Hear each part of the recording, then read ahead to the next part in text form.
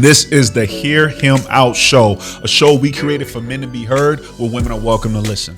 Yo, what's good, beautiful people? This is your boy Monty, aka Mr. Motivation. And I am Shekems, many blessings. And this is the Hear Him Out show, a show we created for men to be heard where women are welcome to listen. And our aim is to speak truth, add value, and just offer a perspective that has the opportunity to lead you to growth and elevation. Woo, yo, bruh. I'm excited for this. Me too. This is episode 1. It is a Valentine's Day special, and it is titled "Fake Love is the Only Love." Fellas, guard your heart out here. Women are treacherous. You can't trust them. Trust me on that. If you was anything like me, you would get you a cougar right now to fund your whole lifestyle. Brother, I got one ready to pay the rent as we speak. Yo, real talk though. Do you know that 8 out of 10 women admit to cheating on their current spouse? And do you know that 6 out of 12 women will only date a man in the U.S. if he has $300,000 or more? And do you know that 10 out of 10 people who believe that shit are toxic themselves? Yo, we not about that here. All right. Okay. Let's stop the farce real quick. Okay. That's what we about, right?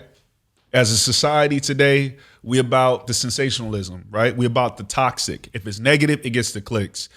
We not doing that to get the clicks. If you vibe with us, you vibe with us. This first episode, that's why we talking about love, because we want to set the foundation for what we represent and what we talk about, which is love, okay? I know fake love is the only love. Nah, that's not real. That's the only love out there. But fellas, specifically, I feel like a lot of women have grabbed onto this concept of loving yourself and all that. It's a very feminine concept, right?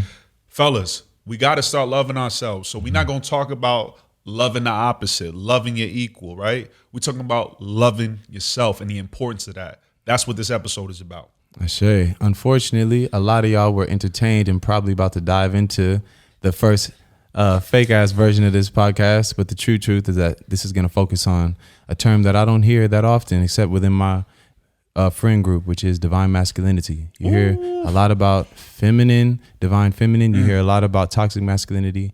But you don't hear the word divine masculinity. You're going to hear that shit a lot here. Hear him out. So without further delay, let's get into it, okay? So there's a couple of things that we like to do differently. If you're listening to the podcast, go to YouTube, subscribe, and check us out. So we like to do things a little differently here, okay? Before we jump into what this episode is about, we like to do 2 things here. We like to clear the space, and we like to set the stage. As a speaker and an actor, as a martial artist, as a lyricist, all these things. Y'all gonna get to know us throughout time. It's important that we put ourselves in a position to give you the best of us. So the thing we like to do first is to clear the space. So how we gonna do that today, G? I'm going to bless my hands with this beautiful Florida water right here. And I'm going to add some divine sound so we can get on the right frequency. Because we ain't playing with y'all. Y'all thought this was a game. All right. So real quick, for those like myself who ain't really diving into it, and for those who are listening and not watching the YouTube show, what you got right now, G? Right now I have a beautiful instrument called the handpan. And the handpan has brought me a lot of, I'll call it remembrance. A lot of remembrance of my higher self. I don't know what it is about this instrument, but whoever created it was tapped in. So tap in with us, hey? All right, let's get it.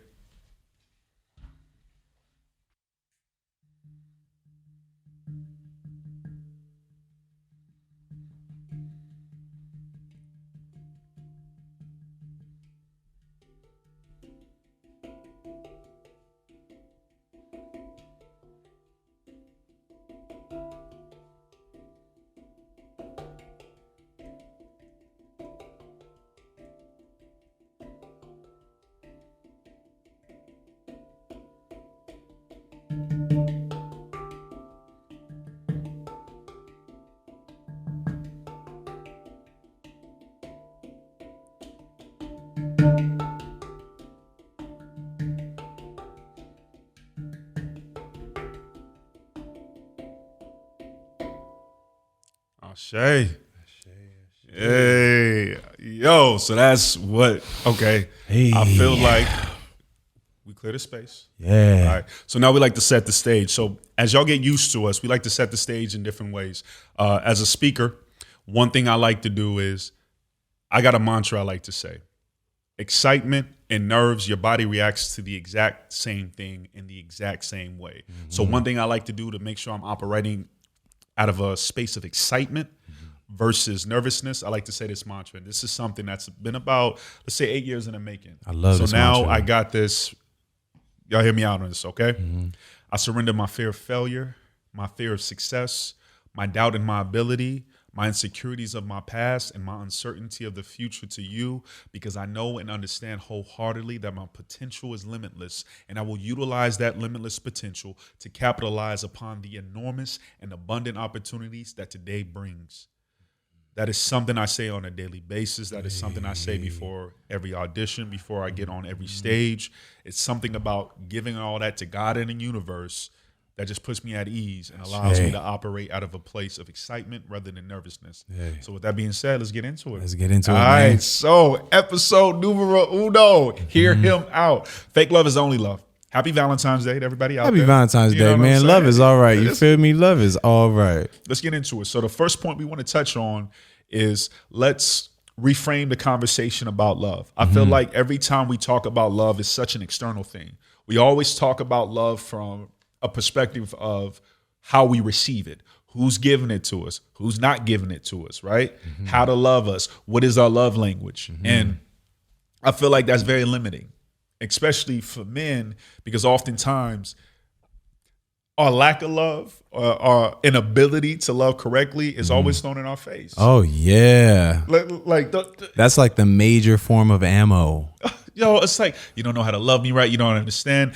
And some of that is true. Some of that is real. Some of it is true, yeah. But I feel like we got to start with us, fellas. Yeah. We have to set the foundation on how you love yourself and the best way to love yourself. So, Shekem, let's talk a little bit about the celibacy and dating yourself and codependency. Let's talk about that a little bit. Yeah, well, I was definitely in a space where I was not necessarily in tune with an efficient way to serve God through a woman. I won't necessarily say serve a woman, because that becomes an attempt of acquisition. Like, I'm not trying to impress a woman. I'm not trying to acquire a woman. I'm trying to elevate and serve God through a woman. That's me personally.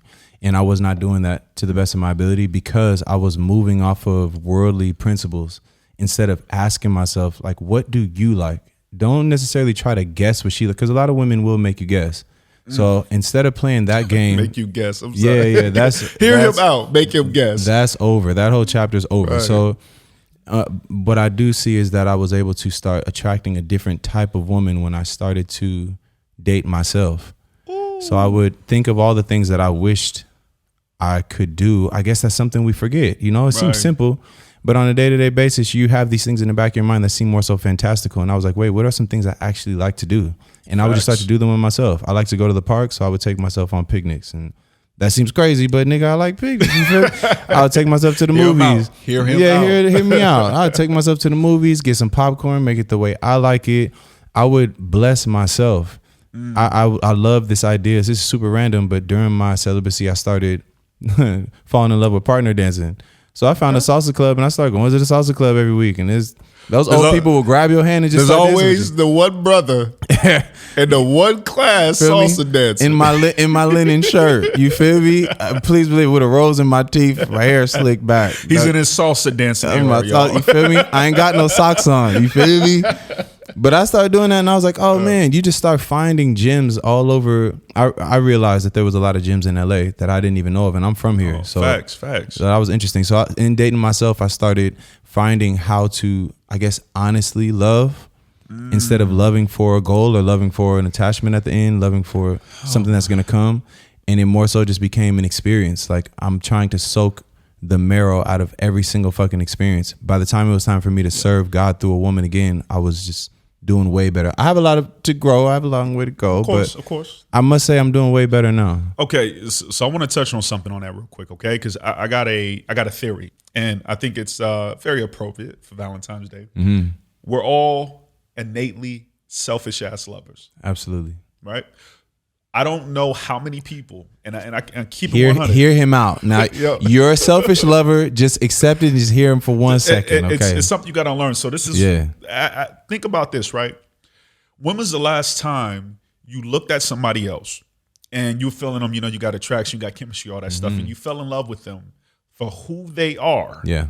Not who you want them to be. Absolutely. Not what you think their potential is. Yes. And not because of what you think they can do for you. Absolutely. Because we don't work on ourselves and the foundation of love doesn't begin with us. I feel like we're like, oh man, I don't love myself. Love has to come from this external source. Oh, yeah. So I don't experience that love unless I get it directly from you. Yeah. And I believe people go into it with a very selfish kind of mentality. Absolutely. And oftentimes we parade it and we masquerade as we're being so selfless, Mm-hmm. right? Oh my God, I'm freeing up my time. I'm not just finding time for you. I'm making time for you. I'm making you my priority. We do all these things and we think it's from a selfless perspective. Mm-hmm. We think it's from a selfless place. No, it's from a very selfish place. Yeah, because subconsciously you're trying to bring validation to a vision of yourself that you have.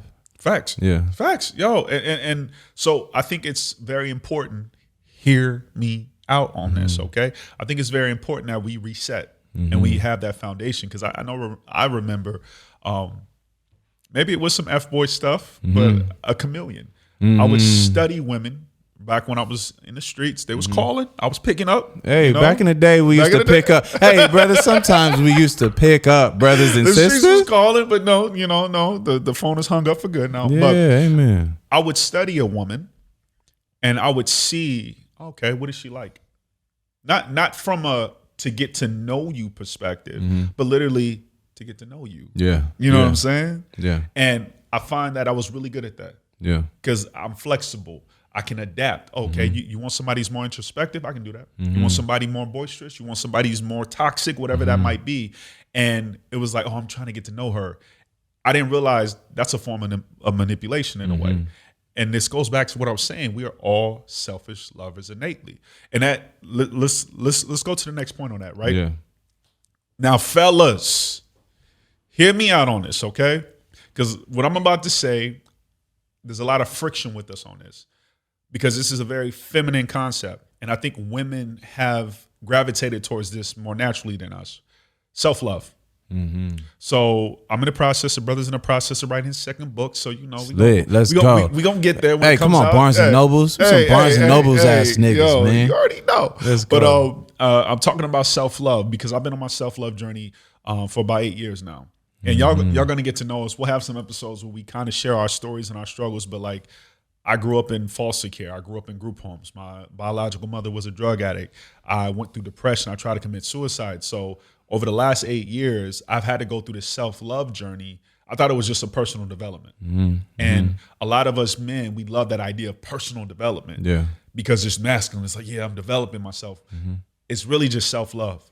Because personal development is the form of self-love. And I've been on this self-love journey, and I'm not going to go into too much detail because we got different episodes where we're going to flesh this out. But I came up with these 5 self-love principles that I want to share. And it's just something, fellas, ladies, whoever's watching, really, to meditate on this, okay? So I got these 5 self-love principles, okay? First is self-love is the best love. Because self-love is about becoming the best version of yourself. Because the people you love deserve the best version of you. Second principle, you are the support, not the solution. That's a tricky one. That's tricky. Why is that tricky? I think that's tricky because most men are solution based because the more masculinity you have in your system, the more linear you're going to think. It's not negative. Facts. I don't think it's bad or good. We need both stillness and linear thinking. And because most men are linear thinking, they are going to be solution based in their conversational orientation. And unfortunately, that's not always the key. So you're not always supposed to be the solution to every problem that's just bringing to you. You're not supposed to be the solution to every problem that you're experiencing in life. Some things literally just need to pass. We're gonna come back to that. Yeah, we're gonna come back to that. I think that's one of the most important things men can figure out is stillness. So I agree. And I think it adds pressure to yourself as men when you feel like, oh, I'm a solution to everything. And that's with your boys, that's with your family, that's with your lady, that's with your partner. Yeah. You are the support, not the solution. Right? And like I said, we're gonna dive into this in other episodes, but like how naive and almost arrogant it is how arrogant. for us to think that we are the solution to somebody else's problems. Yeah. Right? That we can love somebody into loving themselves. That shit ain't possible. Okay. So that's the second one. The third one, healing delayed is pain multiplied. We're gonna dive into that later, but healing delayed is pain multiplied. I want y'all to think about that, fellas. I know we all about this man up culture. I know we all about this. I ain't bothered by it. Let's keep it moving. Healing delayed is pain multiplied. The longer you wait for that shit to heal, the longer you wait to actually put in the work. Oh, it's gonna cut you deep, brother. It's gonna multiply. 4, and this was let me know what you think about this one, okay? You can't heal in the same environment that made you sick. That's my favorite one. I think that's my favorite one because it's the most uncomfortable. Oof. That's devastating to know that if a problem occurs in a place and you know that the state is pathological, that you know in the back of your mind that in order to heal, you have to get far away from it. But humans moving away from what is considered familiar is almost impossible. Yo. We hold on to shit even when it's not even the most efficient shit. We just hold on to it with the ninja grip. Yeah. It's really hard for us to get out of that space, but that's true. You can't heal in the same environment that made you sick. That's important. And the last one. Now, this one right here, this is one I think we're going to do a whole episode on, okay? Forgiveness doesn't require reconnection. Mm-hmm. Forgiveness doesn't require reconnection. Yeah. And I feel like that's important. One of the saddest sentences or words or phrases, however you want to put it to me, is childhood trauma. Mm-hmm. And I feel like we hold on to shit from our childhood or even from previous past relationships, right? And we refuse to forgive, not understanding that the forgiveness doesn't excuse somebody of what they've done to you, but it relinquishes their hold that they have on you. Mm-hmm. And I think that's really important. So just quick recap. Like I said, we're going to have whole episodes diving into this, but I think it's very important. Self-love is the best love. You are the support, not the solution. Healing delayed is pain multiplied. You cannot heal in the same environment that made you sick, and forgiveness does not require reconnection. I love that. So just because you forgave her don't mean you got to go pick up your couple T-shirts or toothbrush at her house.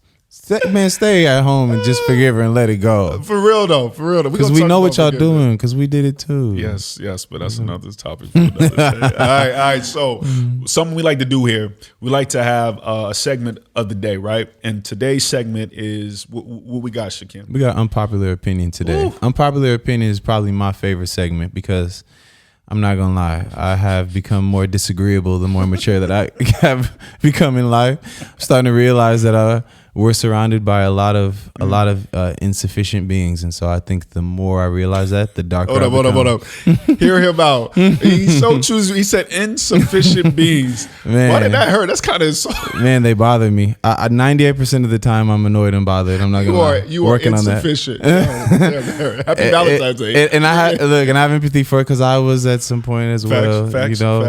So. But our men are growing, and my most unpopular opinion that I want to share today is that our men are growing, and that a lot of the men who have the opportunity to transcend and get maybe even if it's a seed of transcendence through this podcast were probably more entertained by the first 10 seconds than they were by the rest of the podcast. And that's the true truth.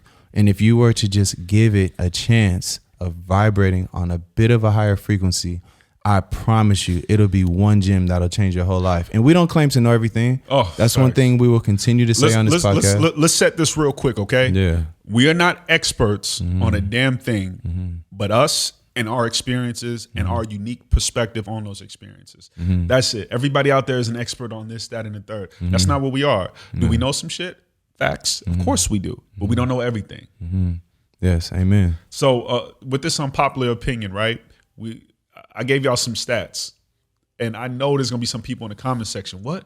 8 out of 10 women cheat? I knew it because you got didn't cheated even on. Watch the because you got cheated on. Didn't even watch the rest of the episode. I knew these niggas was spitting fire. Nigga, chill out. It was a joke. but this is what we do, right? If you say something with enough confidence and you got a mic and you speak very clearly and you got nice lights, right. You got Stu behind the camera and it looks good. And it looks good. You will fool the average person and make them believe what you're saying actually has truth. And I think this is a problem. To add to the unpopular opinion, a lot of people are sheeple. A lot of us don't want to think fully. We don't want to take a deep dive, right? There's no critical thinking. We just want to see something that we agree with, and we don't actually ask, why do we agree with? Why is the negative so damn attractive? Why is the toxic so enticing? I don't know what a lot of people, because that don't go with me. The toxic, the negative, I hate that shit. But we live in a society where that's what gets the clicks. That's what gets the shares. That's why at the beginning, a lot of people like, oh, yo, they spitting. No, we not spitting. Yeah, we not spitting. We not spitting. We was joking. We joking. we not about that. Yeah. So that's the unpopular opinion for today. Now, before we close this out, y'all, first off, thanks for vibing with us. Okay, this is my guy. We've been talking about collaborating on some stuff. Just real quick, just because it's the first one, just let people know a little bit about what you do, because you do 1,000,001 things, G. I'll say I'm a spiritual warrior for my people. So I do music, and my music is to bring a form of unconditional love through audio that people have never felt before. I am a martial artist. I teach self-defense a lot. Finally, I teach 2 kids, but I've mainly been teaching 2 women and men.